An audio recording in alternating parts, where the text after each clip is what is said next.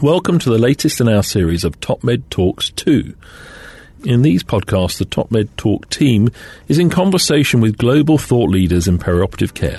TopMedTalk. My name is Desiree Chappell. I'm host of TopMedTalk today, joined here with my co-host Monty Mythen and Joff Lacey. Thank you guys for joining us this morning. We want to welcome our special guest who spoke during the first session today here at Anesthesia 2018 about big data in anesthesia. That's Professor Iain Moppett. He is a professor of anesthesia and perioperative medicine at the University of Nottingham. Iain, thank you so much for joining us today. Thank you for having me. Yeah. So we're just going to start off by asking a little bit about your background. What are you doing there at the university? And just give us a little bit about that. Okay, thank you. I'm the professor of anesthesia and perioperative medicine. My research interests are around care of the older patients in the perioperative period, particularly patients with hip fractures, and I've done work developing risk stratification tools, the Nottingham Hip Fracture Score, and running some clinical trials in that. I've also got an interest in patient safety, particularly around understanding never events and how we can improve patient safety in the perioperative period. Great. Well, just to jump into what you're presenting this morning, one of the first things you were talking about is using artificial intelligence or AI, and so how do you believe that's going to start driving care and driving big data here for us? I think I'm wary of talking about AI in the sort of self-driving cars. Didn't work out so well. Some bad stories. Interestingly, some hype about the bad stories as well. Human error involved in those. But I think perhaps anaesthetists don't realise how much we use intelligence to support what we do. So things like, even the simple things like driving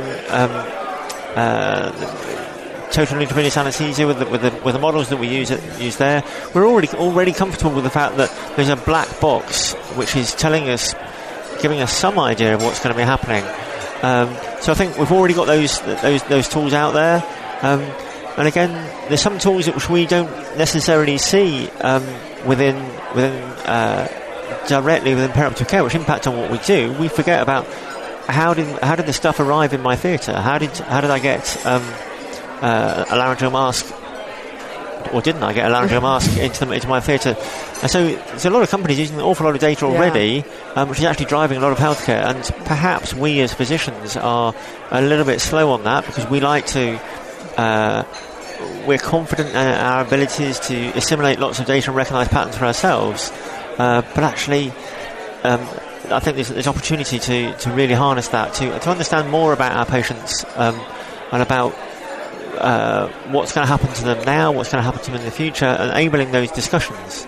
But I think it's important not to forget that all of those data are fundamentally supporting us to do an interaction between two human individuals. Yeah. And that we mustn't forget that no matter how much data there are, that's really important. Yeah, absolutely. And I think sometimes we do forget that whenever we're in practice. So you were talking about analyzing big data and how we use those numbers. How do we do that in a meaningful way? I mean, there's just so many numbers out there and so many data sets. Like, can they change practice? I mean, how are we going to use that in the future? The fundamental mathematical questions, I think we actually go to experts to do that. I don't think it's not for this is outside the territory of anaesthetists going, I can work out the mean of this and I can work out the mean of that. This is it's getting experts, and they exist. There are an awful lot of very, very clever people working in data science, and we should be using them. I think where we need to get involved with that is helping those data scientists understand what those data represent. As I presented in the talk, for instance, even describing what a general anaesthetic is or what a regional anaesthetic is, we're not very good at writing down what that actually is. If you go to sedation, what is sedation? Right. So understanding those, we need to help the data scientists understand what the data mean, what they might mean. We need to help work with the data scientists to get those data back out in a meaningful way. I think the last thing any of us want is more yet another table. Right, exactly. Yet another graph PowerPoint table. presentation telling us what to do. And in my experience, is those data scientists, the professionals, have an insatiable appetite for complex sets of data. They really feed off it. And then at the back end of it, the objective is to convert that into images that we can absorb quickly. You showed us some heat map type of maps and stuff. And one of them in particular was about, are they scones or scones? Scones. I've got a good life expectancy. They're scones. So people should look that one up, shouldn't they? They should look that one up. Where'd you find it? I can't remember. www.sconemaps.com. Yeah, effectively, yeah. We'll try and find the link for you, but that was fantastic. Do you understand the scone thing, Desiree? Actually, I don't. It's lost over me in the US. We call them biscuits. So the distribution towards more the north of the country, which way around is it? Yeah, the north of the country, by and large, pronounces as a scone, I think. And that is associated, I'm sure it's not causal, with the fact that there's a lower life expectancy. Whereas further south it becomes a scone. Yeah. So our kids were taught that before you've eaten it, it's a scone, and once you've eaten it, it's scone. Classic. Sorry. I helped to. Oh yeah. But Iain, on that, you're talking about the importance of consulting with experts and knowing exactly how we're going to deal with the enormous amount of data. So, in that respect, are we ready yet for big data? Like, have we actually laid the ground rules and worked out what we're going to do, or can we jump right in already? I think I might be a bit pessimistic on this one. And say no. Because that's my feeling. Yeah. That we haven't. We're kind of getting in. We're in that kind of over enthusiastic phase. Yeah, I think. Well, actually, I suspect we're in the cynical phase, which is before the enthusiastic phase. But the reason I say no is that I'm not sure that we have that data literacy within the profession. We like things to be black and white. We like things to say either this causes this or it didn't cause this. And particularly in anaesthesia, we know that if I give propofol, the patient goes to sleep. It's not a 75% of patients on a given day with a certain mix of propofol might go to sleep. Yeah. And actually those caveats around big data, again, understanding what the data are that go in, that they're models, they have biases. It's not about putting someone into a definite category or someone into another category. So I'm not sure we fully understand. We have that literacy, and I think that's where we've got to work with the people who analyse the data, put the data out to get it better. And I'm an academic. I'd argue perhaps the journals have got a place to play in this because they are hidebound by producing tables of numbers which have very little. Don't really mean very much to someone that reads it. Yeah, so a lot of the journals are using infographics. Yeah. And, one of the things I was, thinking about is how do we most efficiently communicate, and is that going to help with buy-in of using these, big data? So you showed an example from the recently published perioperative quality improvement program first report, which I've seen a few times now, which has those lines that change in size and shape and colour that go from the left to the right. Yeah. And they kind of, you only see them a couple of times and you're really getting those messages coming through strongly.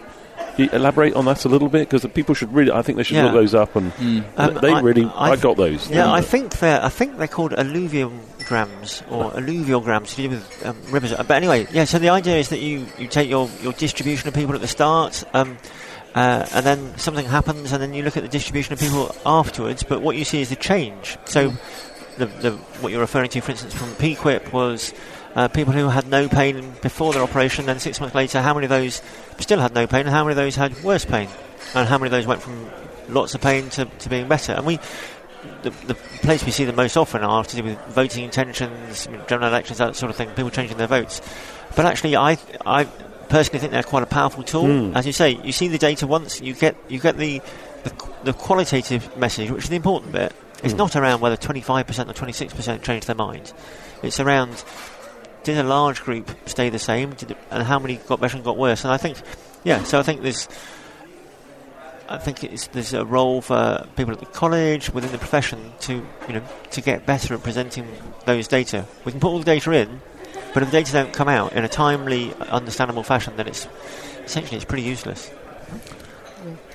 Another topic I wanted to check in with you on was some of the concerns that cynics, let's say, of big data, or the concerns, not so cynics, but people who aren't quite ready for it yet, is obviously, and it's very topical, is privacy.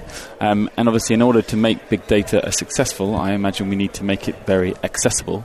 Do you share those concerns about privacy, particularly with healthcare related records, or is that something you think that we can resolve reasonably straightforward? What's your opinion on that?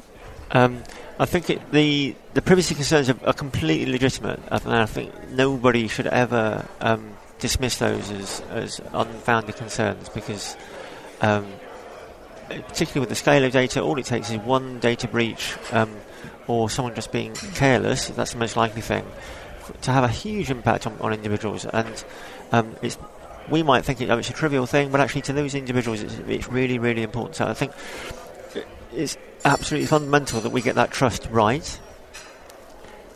Equally, I think we have a responsibility to society, which is to say, how do we actually improve care for the good of society? And and we need to have that conversation. We know from stuff that happened in the UK sort of 5-6 years ago that when we don't have that open and honest conversation about things, then it goes wrong, and people lose. Trust is very, very quickly lost. But that needs to be a proper open discussion, not something which is done behind closed doors, not something done in government departments, not something that is done by people shouting across sort of barricades at. So I don't think there's an easy answer, if I'm honest. Truly anonymising data is very, very hard. And there may be essentially a myth about anonymising data. Yeah. It's on a spectrum, and so privacy is really important. It's not an insoluble problem, but we need to talk about it openly. So we're leaking either deliberately or inadvertently information about ourselves the whole time. We've all been tweeting and social media and communicating, even speaking on the phone, it would appear. Is there any signals of that being exploited for the greater good in healthcare? If they can work out that I'm thinking about buying a garden shed, could they also work out the fact that I might be developing some psoriatic patches on my skin and my eyesight's going, and maybe we can pull all that together? And was that a bit too scary? They're doing that on Facebook already. So the best example of that, which I'm not an expert on, was the Google flu tracker from about 10 years ago, which showed sort of both the good and bad bits, I guess, of using that approach. Again, so they had initially quite promising that they were quicker than CDC in the States at predicting flu outbreaks based. Depending on whose report you read of it, people searching for "I've got a snuffly nose." So initially, some very good results and some interesting stuff. They some quite bizarre things they seem to get in that algorithm about baseball teams. I don't know the association between baseball and flu, but also that. So initially, quite good results, but then what they found was it needed recalibrating. It got spurious results, and this whole issue of reproducibility that. Big data should be critically appraised in just the same way as any other mechanism which we're using to make a diagnosis or to support our decisions. So, and essentially it's fallen by the wayside. It on that Gartner chart of it hit hype and then it hit despondency. There probably is real value in it. Yeah. Just using it in a meaningful way. Well, last question here. So one of the things I always like to talk about is how we implement and how we use these things that we're talking about on larger scales into practice. And coming from anesthesia and some of the work you've done with patient safety and hip fractures and things like that, how are you utilizing big data and these numbers and information that we gather from that in your practice? I think there's a few bits. One is actually I think we're not using it. Okay. That's the problem. As in we're not getting the data in, and that's. Do we have it? Yeah, I think we do have more data than we think. Mm-hmm. Although I've sort of mocked our specialty that we can't decide what general anaesthetic is. Well, actually, I don't care. Yeah. Because actually we should be getting more granular about what we're doing, not just trying to arbitrarily say, well, that was a general anaesthetic with a plus or minus a regional block. Let's actually say, well, that was a T-brown aesthetic. And actually, those data we should be able to get those data in. But that involves people actually culturally saying, part of my good care is somehow getting those data in on a regular basis. It's not about doing snapshot audits of 50 patients. And it's about saying, year in, year out, we've captured 60-70% of the patients having this procedure. This is what we know happens. So, for instance, we did that. I'm going to innovative talk about what I know about with the sprint audit around hip fractures. A lot of data in, a lot of these is putting a lot of effort in. We couldn't continually do that, though we should be able to.